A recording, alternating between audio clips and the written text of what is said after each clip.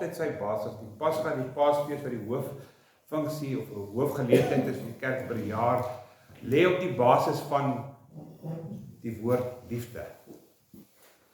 Ons het verlede week gekyk na liefde, as het vir Etta gevra om vir ons 1 Korintiërs te lees, en ek wil vra wie wil vir ons vrywillig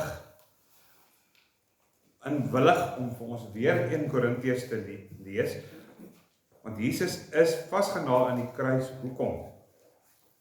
Vir sy liefde vir ons, want so lief het God die wêreld gehad, dat hy sy eniggebore seun gegee het, sodat elkeen wat in hom glo nie verlore sal gaan nie, maar die ewige lewe sal hê. Dis tog die hoofvers in die Bybel, en so lief het God die wêreld. God het die wêreld op so 'n manier lief gehad, dat hy sy seun gegee het.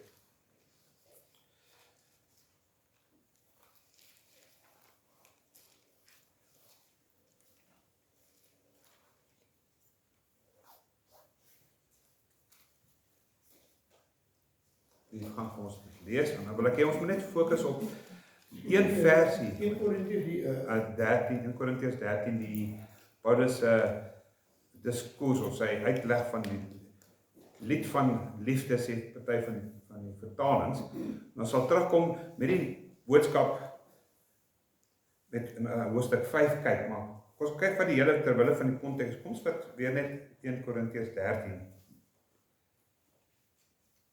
In Korintiërs 1 vers 13 vers 1, wat sê ek? Ja, dit is ook my Skes maar, Korintiërs 13. Ja, ek maak die mense deur mekaar. In Korintiërs van vers 1 af. Asseblief om Willie. Die uitnemendheid van die liefde. Al sou ek die tale van mense en engele spreek, en ek het nie die liefde nie, dan is ek 'n klinkende metaal of 'n luidende simbaal geword.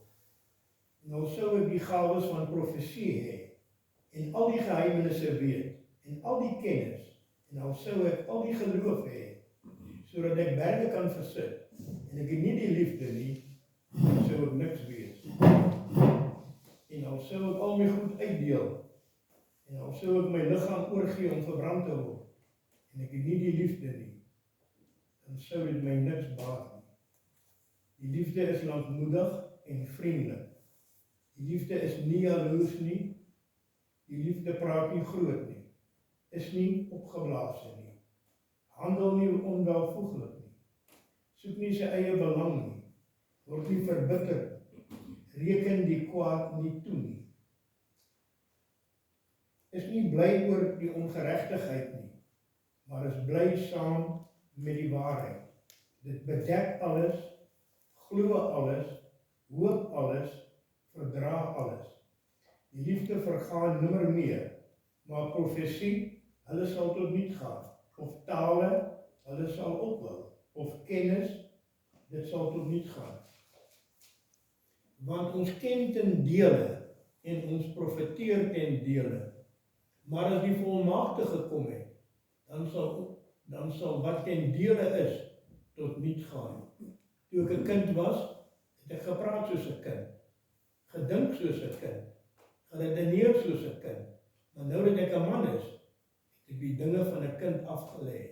Want nou sien ons deur 'n spieël in 'n raaisel, maar eendag van aangesig tot aangesig. Nou ken ek ten dele, maar eendag sal ek ten volle ken, net soos ek ten volle geken is. En nou bly geloof, hoop, liefde, hierdie drie, maar die grootste hiervan is die liefde. Grootste hiervan is die liefde. En dan, ons is besig met 1 Johannes 3, daarom, ek net een vers in lig van 1 Korintiërs, het dat ons moet kyk, wat sê Johannes, 1 Johannes 3 vers 18, of 16, en 1 Johannes 3 vers 16. Onthou wat ek nou sal sê Johannes 3, wat sê Johannes 3 vers 16? Want so lief het God die wêreld gehaat, dat hy sy eniggebore seun gegee het. Nou sê 1 Johannes 3 vers 16, wat amper soos 'n parallel lê, hieraan ken ons die liefde, dat hy vir ons sy lewe afgelê het. Ook ons behoort ons lewe vir die broers en ingesluit die susters af te lê. En dan weer 1 Korintiërs 13 vers 5, liefde tree nie op in sy eie belang nie. Want dan is dit nie liefde nie. Kom ons bid, Vader, mag U ons lei deur nie net die tema nie, maar ook die 66 boeke wat gebou is op die liefde van God vir die wat hy geroep het. Wat U so lief gehad het, dat U U eie seun nie gespaar het nie. Dankie dat ons vanoggend kan kyk ook wat Johannes en Paulus bedoel as hy praat van die liefde wat nie sy eie belang soek nie. Seën ons in ons gedagtes, open dit tot U verheerliking. Amen. So, hierin sê Johannes in 1 Johannes 3 vers 16, het ons die liefde leer ken. Van wie praat hy hier? Gelowiges wat uit die saad van die ewige lewe, uit Christus gebore is, het liefde in hulself. As daar nie liefde is die persoon nog nie gebore uit God nie. Hy is nog steeds dood. Of hy kan enige woord in term van liefde gebruik, maar hy kan die woord wat Johannes 46 keer gebruik, agape, kan so 'n persoon nie gebruik nie. So 'n persoon het nie idee wat agape of om liefde, agapao, het nie idee wat dit beteken nie, want hierin is die liefde tot ons geopenbaar, dat hy sy lewe vir ons gegee het. Wat 'n soort liefde praat ons hiervan? Want dit is belangrik om terug te kom, want ons hardloop deur Johannes, en u weet Johannes gebruik die woord liefde verskriklik baie. Ook nie net in die eerste 1, 2 en 3, praat hy baie van waarheid. Vir hom is waarheid baie, baie belangrik. Maar iets wat, jy kan nie waarheid sonder liefde hê nie. Maar dis wreed. Dis wat Warren Wiersbe altyd gesê, die kommentaar van die 18de eeu. Jy kan nie liefde, sê het liefde, deur net aan mense waarheid te verkondig, sonder dit in liefde te leer ken. En hierdie liefde is die beste manier, is wat die apostel van praat in 1 Korintiërs, want interessant dat Paulus gebruik ook die woord agape in 1 Korintiërs 13, hy gebruik nie 'n ander woord nie, vir liefde nie. Praat nie van storge, wat eintlik in die familie mekaar lief het, dis storge. Hy gebruik nie Philadelphos, wat broeder en suster liefde beteken. Hy gebruik die woord agape, want wat Paulus in sy gedagtes en saam met Johannes aansluit by hom, is die ware liefde. En wat is hierdie liefde? Want baie mense vind maniere om hierdie liefde te beskryf. En ek dink die Engels doen dit reg. Hulle praat van sacrificial love. 'n liefde wat opoffer. 'n liefde wat homself gee.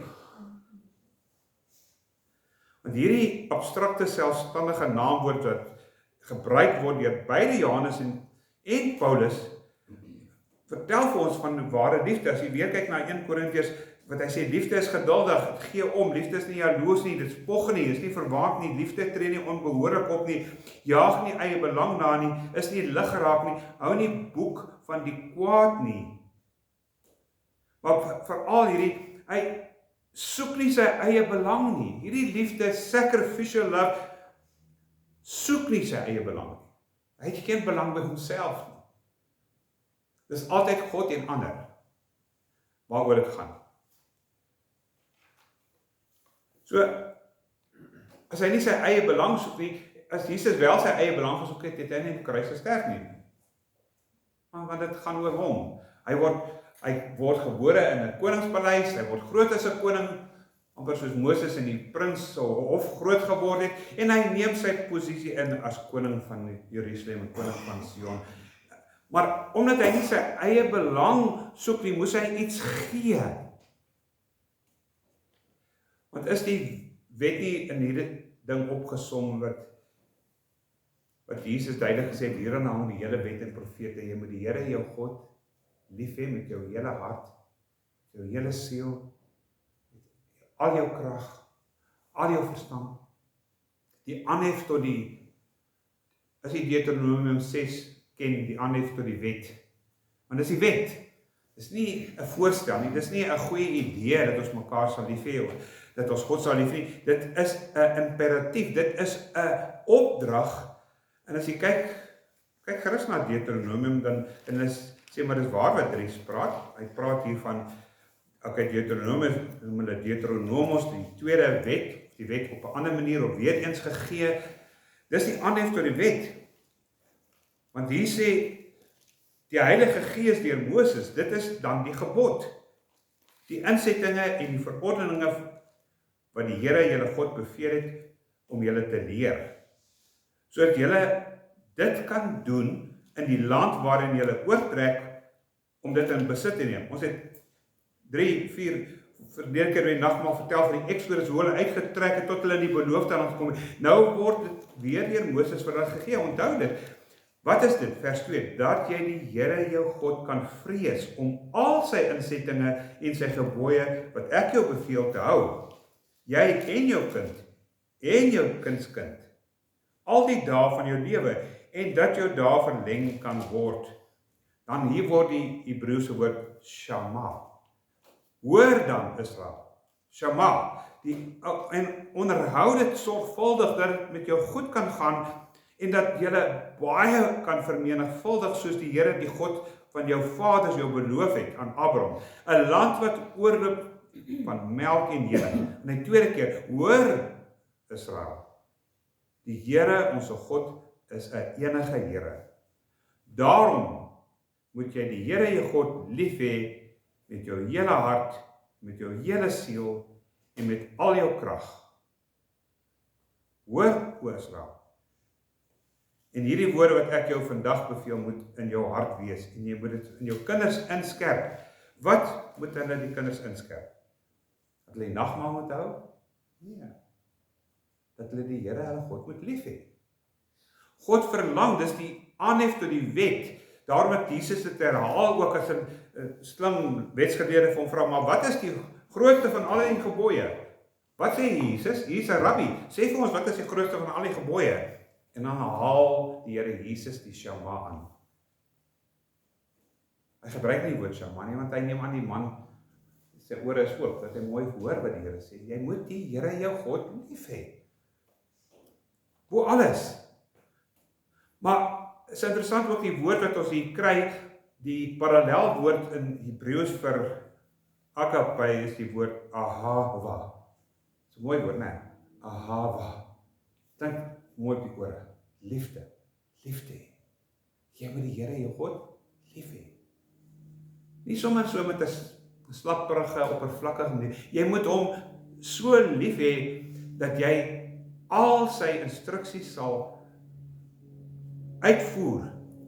Want interessant, hierdie woord ahava begin al praat juist van die sacrificial, van die in daai woord lê iets om te slag, 'n sacrifice.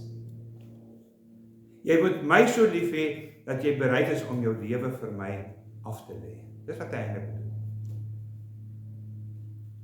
Baie mense sê ek sal sterwe vir die Here Jesus Christus. Broer, suster, jy kan nie eers vir hom lewe nie, hoe gaan jy nog vir hom sterwe? Ons verstaan nie die diepte van die verwagting van God se liefde, weer eens die kern van die woord ahava beteken to give, om te gee, te offer. Hoekom? Want so lief het God die wêreld gehad dat hy sy seun geoffer het. Hy het nie hom gegee nie, ons verstaan dit verkeerd. Ons verstaan nie heeltemal ten volle. Hy het so lief gehad dat hy sy seun gegee het om verbrysel en vermoor en vermink te word, sodat ons nie vermink, vermoor, verbrysel word. Daarin lê ahava, die liefde van God. So 1 Johannes 4 vers 9 ook duidelik sê, hierin is die liefde van God geopenbaar. 1 Johannes 4, 9 tot 10. Hierin is die liefde van God geopenbaar, dat hy sy seun gegee het, ander woorde, hom wat hy lief gehad het, en dat hy ons, waarin is die liefde geopenbaar? Dat hy ons eerste lief gehad het. Ons het hom nie lief nie, ons het van nature liefde vir onsself, is dit nie? Ons is baie lief vir onsself. Min mense sal erken ons is lief vir onsself. Sê ja, maar vrouens is baie lief vir onsself, want hulle staan die hele oggend 'n uur en 'n uur en 'n half voor die spieël om hulle self te grimeer en mooi te maak. Maar mans doen dit ook. Nog baie keer erger. Ons is so lief vir onsself. En ons hoef nie te gedeer, Here hoef ons nie te leer ons moet lief wees vir onsself nie, want ons is van nature lief vir onsself. Ek het verlede week 'n voorbeeld gebruik. Jy kan maar net gaan kyk van 'n onlangse foto, familiefoto. Die eerste persoon na wie jy kyk in die foto is jouself. Jy soek jouself, waar is ek? Hoe lyk ek? Hoe het ek gelyk op hierdie okasie? Hoe het ek gelyk? Min mense is nie lief vir onsself nie. Maak dit sin, min mense is nie lief vir. So is nie nodig vir die Here om te sê jy moet jouself lief hê nie, want dit is wat hy verkondig. Die ware liefde gee, dit ontvang, niks terug nie, hy verwag niks nie. Dit is ware liefde. Die liefde verwag niks. Dit is God se liefde. Baie keer 'n eensydige liefde. Want ons het hom nie terug lief nie. Ons baie sal sê, as God sê ek het jou lief, sal hy sê, maar dankie Here dat jy my lief het, ek het myself ook baie lief. Leer my nog meer van hierdie liefde vir myself. Die liefde gee alles, sê Paulus in 1 Korintiërs 13. Hierin het ons die liefde leer ken, dat hy sy lewe vir ons afgelê het, 1 Johannes 3 vers 16, en dan sê hy, ons behoort ook ons lewe vir die broers en susters af te lê. Dit moet logies volg. Levitikus 17 vers 11, hoekom die lewe, hoekom het God dat hy sy lewe gegee het, wat ons vier vandag die bloed van die lam. Want binne in die bloed lê, volgens Levitikus, die lewe lê binne in die bloed. Hulle maak 'n baie misterieuse en 'n ding van die bloed van Jesus. Die bloed van Jesus, dit is belangrik, ja. Maar binne in die bloed lê sy lewe, hy het sy lewe vir ons afgelê. Kan mens die spreekwoord gebruik wat hulle vandag gebruik, hy het homself onder die bussing gegooi vir ons. Hy het sy lewe afgelê. Hy het dan tereg gesê, niemand neem my lewe van my af nie. I lay it down on my own accord. Ek lê my lewe af. Nie Pilatus, nie die hele keiser en al sy ryke kan Jesus gedwing het om kruis toe te gaan nie. Hulle het nie die mag gehad om dit te doen. Net hy moes sy lewe gee. Hy moes sy lewe aflê. Hy soek nie sy eie belang nie, want dis waaroor dit gaan. Niemand moet, Jesus sê, ek het selfs toe hy vir Petrus weerhou, of hy sê, weet jy nie dat ek die Vader kan bid vir 12 legioen engele, om my lewe vir my te kom beskerm nie. Nie as die hele, soos weer eens die keizerryk en al sy soldate sou gekeer het as God nie wou gehad het, Jesus moes gekruisig word nie, want hy het sy lewe gegee. Hy het selfmoord gedoen, soort van 'n selfdood. Gee my lewe oor. Want hy sê, hierdie opdrag het ek van die Vader gekry, en Jesus verstaan wat ahava beteken, dis om sy lewe as 'n offer aan God af te lê, wat vir God wel aangenaam is. Die groot en goeie herder het ons gesien met die Exodus het, sy volk geroep uit Egipte uit. Hy maak hulle sy volk. En dan stort hy sy liefde op hulle, want hy trek met hulle tot hy sy belofte vervul het aan Abraham, waar hy sorg dat al hierdie Israeliete, behalwe die wat gerebelleer het van 20 jaar en ouer, maak hy seker dat hulle die beloofde land beerwe. En in hierdie beloofde land lê dan ook sy lewe vir sy skape af. Sê ek lê my lewe af vir my skape.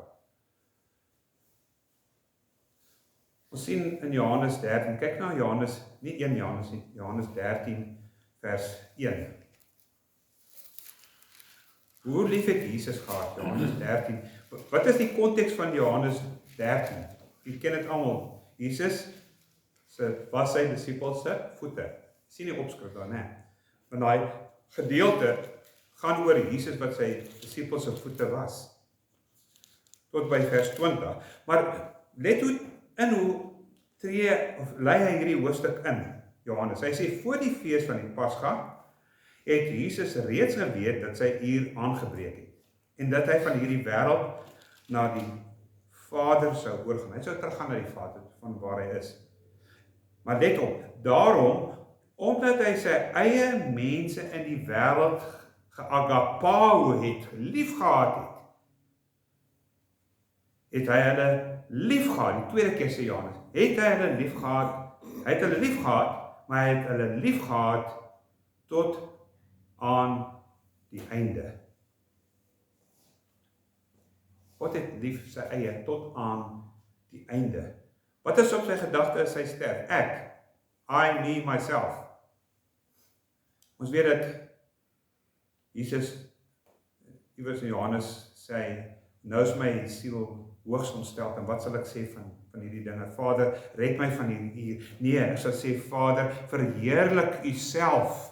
En daar het 'n stem uit die hemel gekom soos 'n weerlig wat gesê het, ek het my naam verheerlik, sê die Vader, en ek sal dit weer verheerlik. Jesus het lief, en hy het lief tot die einde toe. Hy hoef nie ingelig te word, 1 Korintiërs 13, soek nie sy eie belang nie, is nie opgeblaas nie, is nie kwaad nie, hou nie boek van die kwaad nie. Hy is voor Pilatus hier, hy is 'n besonderse koning, hy is 'n ander koning wat voor Pilatus staan, en Pilatus besef dit, hy, behalwe dat sy vrou hom gewaarsku het voor hy Jesus kruisig, hy het hier met 'n besonderse wese te doen, 'n koning, wat sê, my koninkryk is nie van hierdie wêreld nie, want as dit was, sou my onderdane geveg het, sou ek hulle gevra het om my te verdedig, maar nou moet ek my lewe vir my skape aflê, ek moet my lewe gee, ek moet hulle bewys wat agape is, wat offerhande is, hoe mens vir jouself oorgee terwille van ander. Jesus sê selfs op 'n stadium, geen groter liefde is daar dat 'n man sy lewe sal aflê vir 'n ander een. Daar is nie 'n groter liefde as dit nie.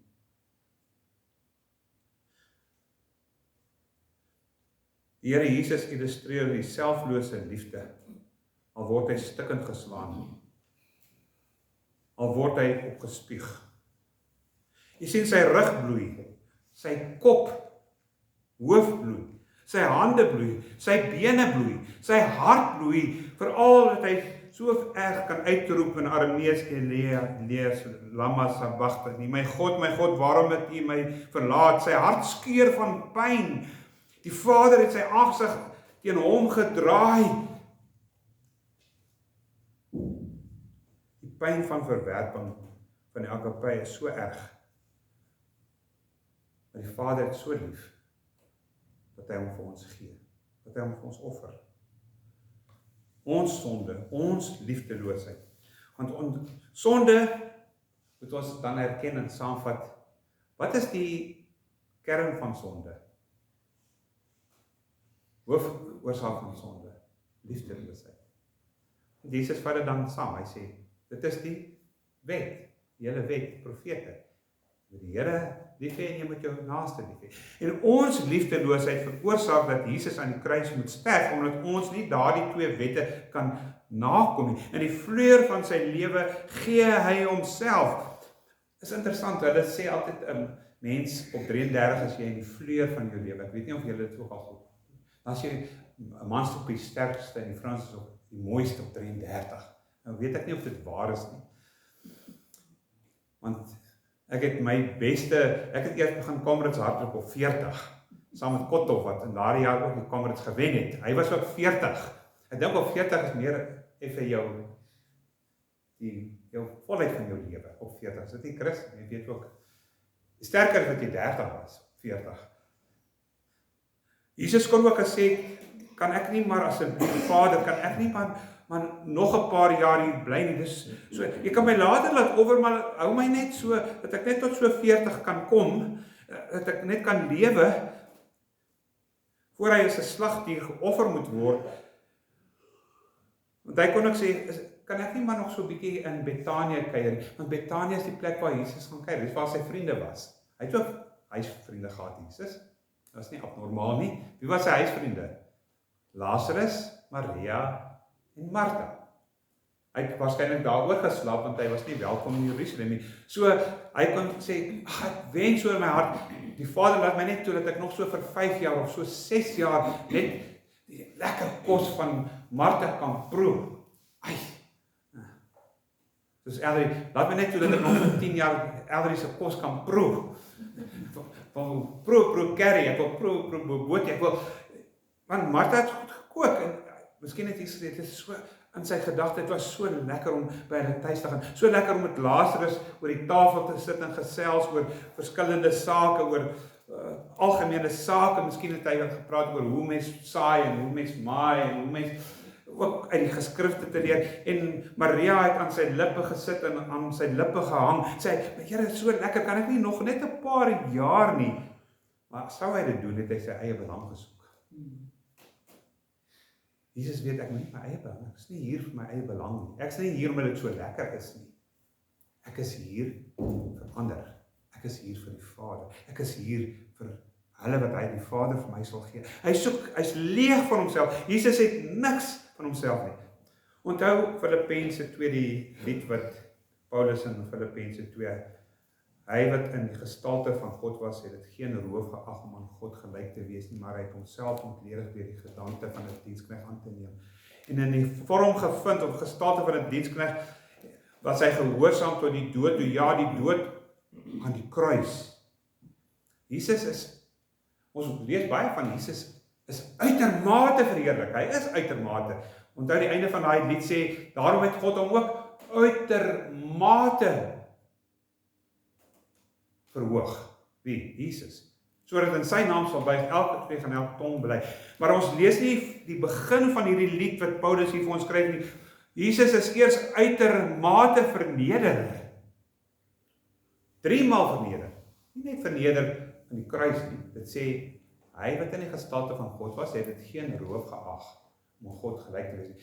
Die feit dat hy vlees aanneem, is sy eerste vernedering. Dat hy bereid is om vlees aan te neem, is die eerste bewys dat hy nie sy eie belang soek nie.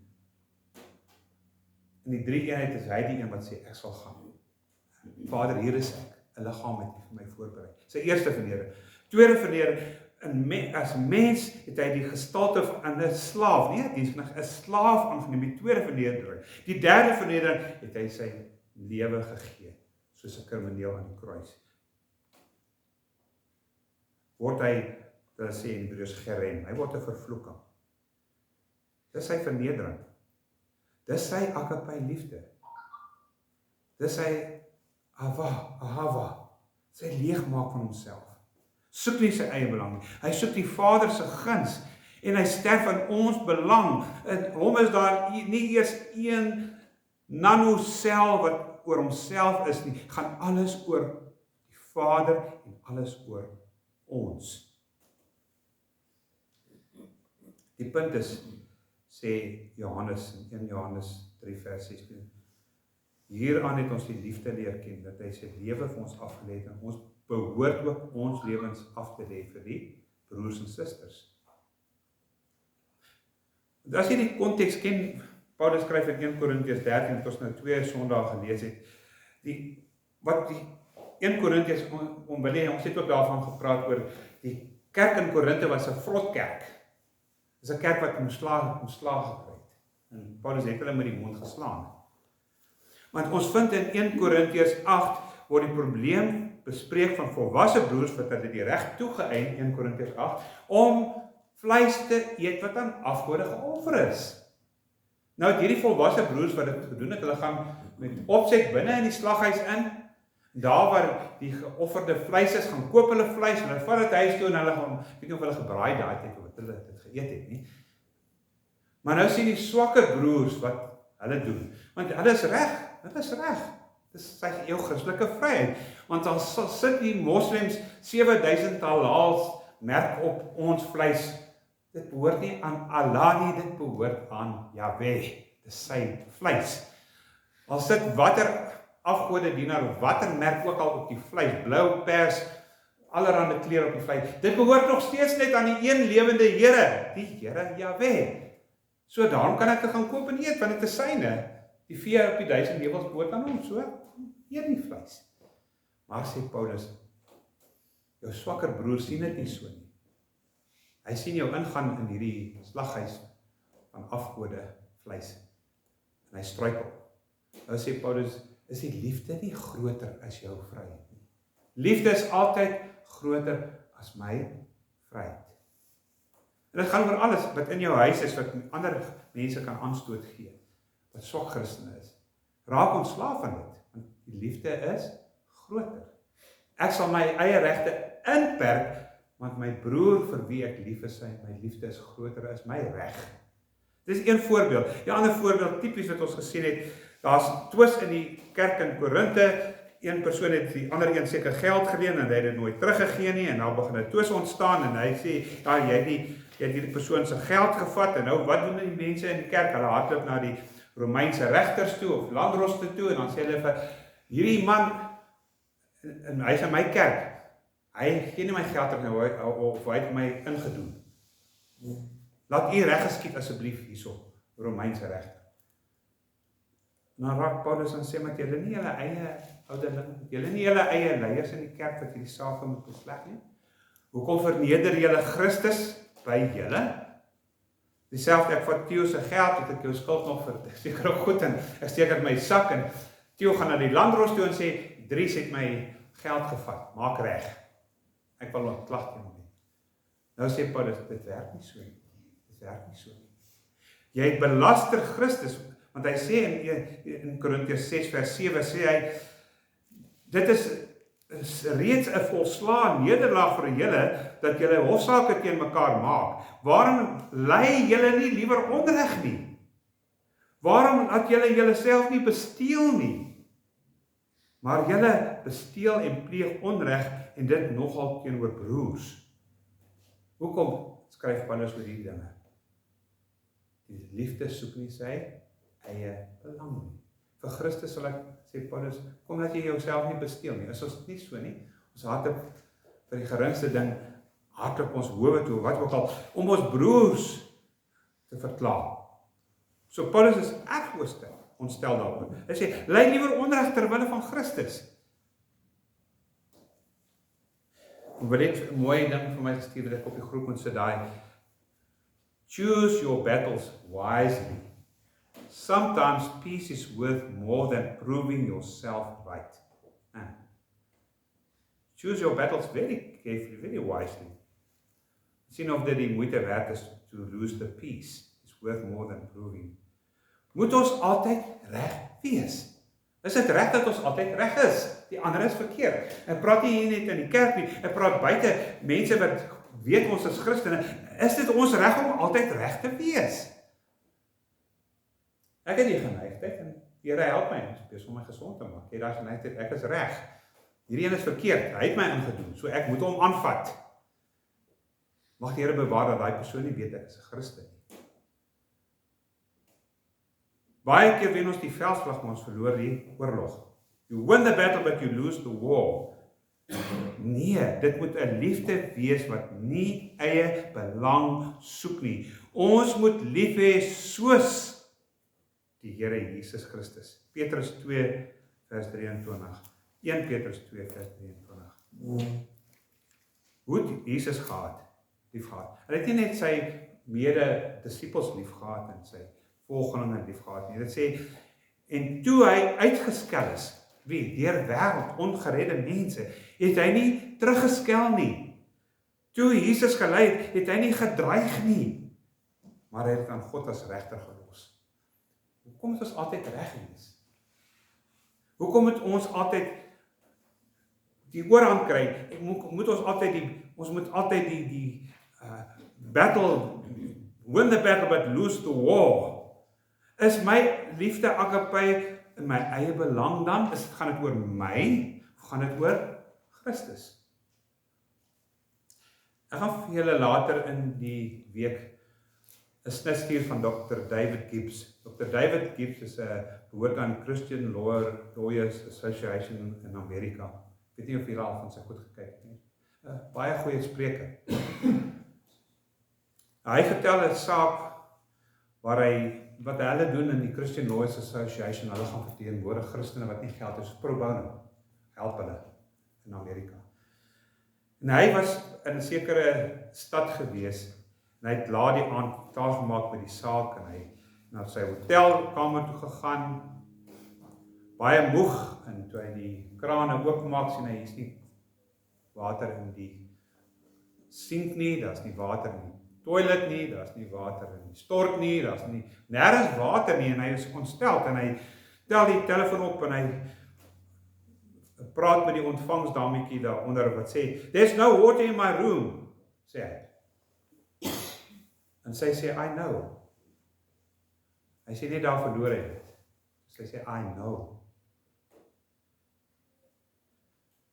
En sy verduidelik, soos hy later verduidelik aan hom verduidelik het, "I had to give your room to somebody else because dit was nie die bedoeling om jou in hierdie kamer te sit nie, maar die man wat ons daar oorspronklik gehad het, is so te kere gegaan dat hy haar geswets en gevloek en gedreig het dat hy sy op die ou in hierdie kamer maar vir David Gibbs gee.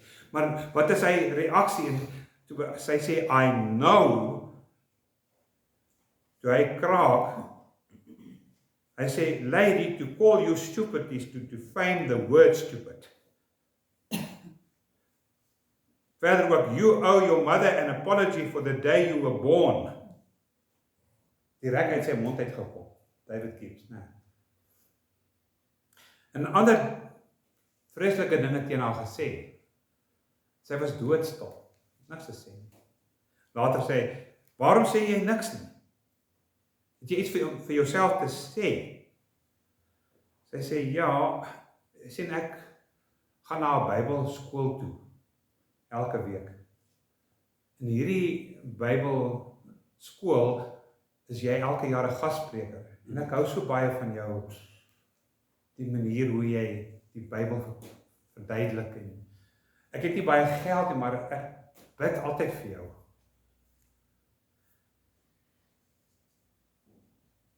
En hy was doodstil. Hy sê, "You know I was kidding, don't you?" "No, I was kidding."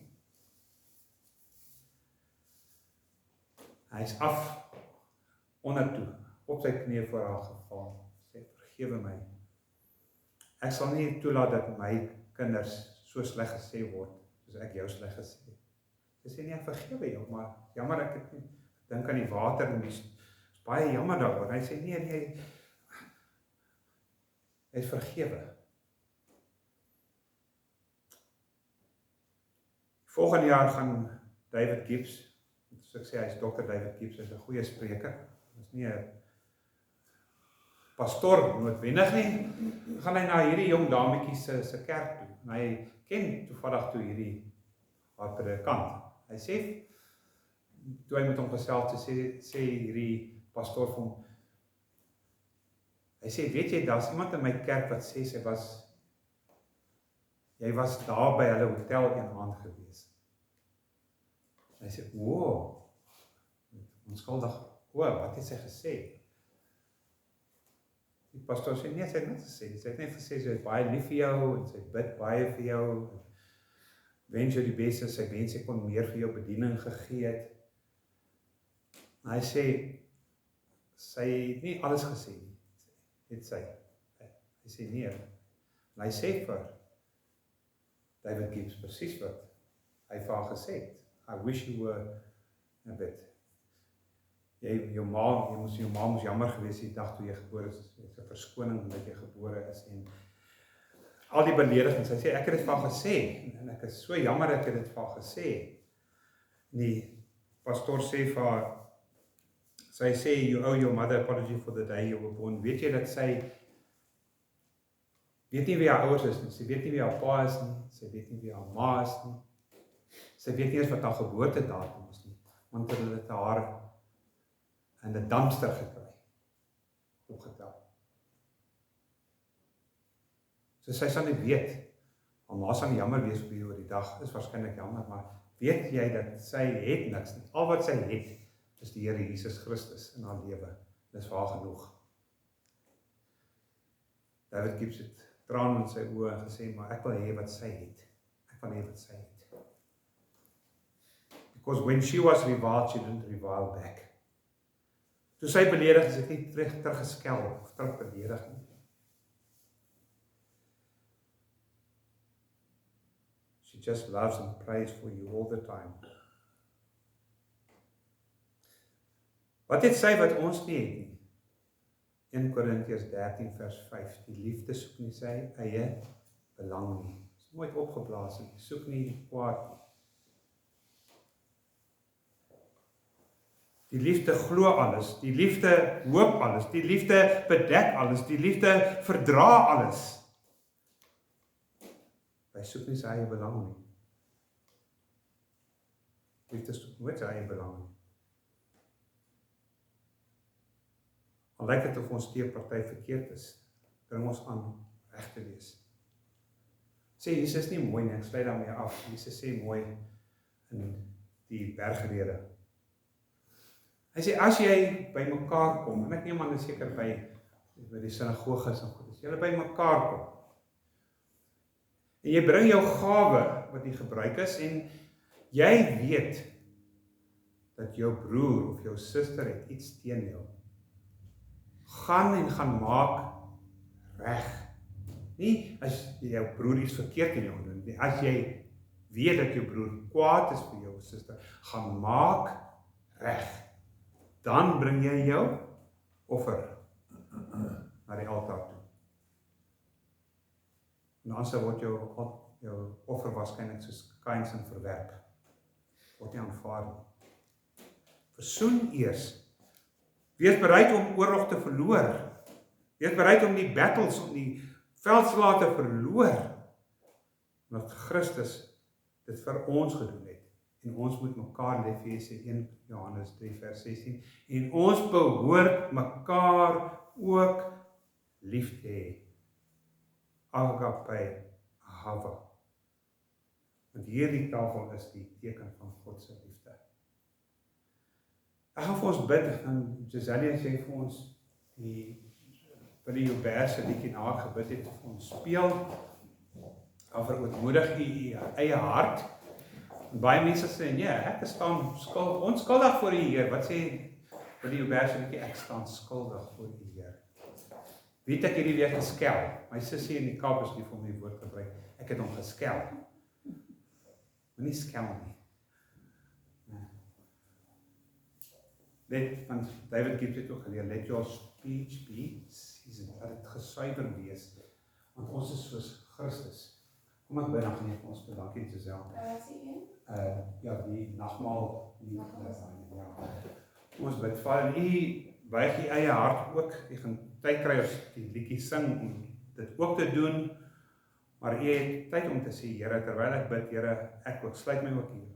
Bewaar my lippe, Vader, ons bid dat u, as ons so opgeruimd en, Here, so vol van onsself die nagmaal hou, asof ons dit verdien, Here, en ons weet, u het u eie belang tweede gestel, u het u self gegee, niemand neem u lewe van u af, kon dit wegneem, u het dit gegee, want u het nie u eie belang gesoek nie. U het ons belang gesoek toe u in die kruis gesterf het. Here, toe daar die gruwelike spykers deur die hande geslaan is. Here, toe die doringkroon, Here, die slagare in die kop, dat bloed spuit het, toe u sy deurboor is, het u nie gekla en teruggeskel nie, maar u self oorgegee, wat regverdig oordeel.